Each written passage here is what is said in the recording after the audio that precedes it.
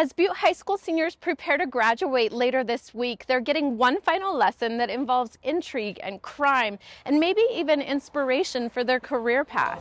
Congratulations. So we get a sting set up, and here's what it looked like at the moment that they arrested him. You know, it's everything. You know, it's drugs and money and sex and prison. And the high school kids, especially like the seniors, are like, well, how did he do that? Kathy Tutty is a local attorney. Before she returned to Montana to start her practice, she worked as a special assistant to the U.S. attorney in the 90s. For the past decade, she's been sharing her experience working on the Keith and Mona Lisa Gaffney case with graduating seniors. Anybody know what these are called?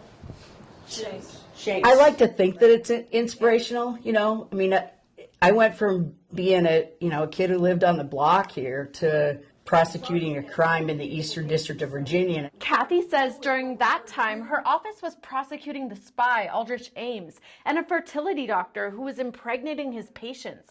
But her work focused on a massive case involving a heroin operation inside the D.C. prison system.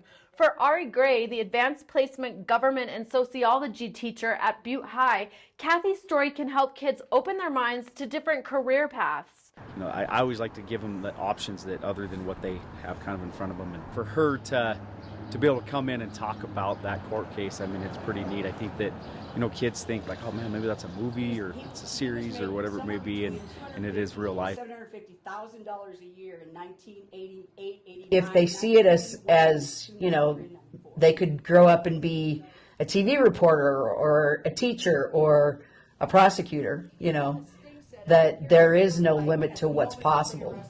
So there's your undercover officer. He's got his suitable marijuana leaf baseball cap, right? Because he's an undercover drug dealer. There's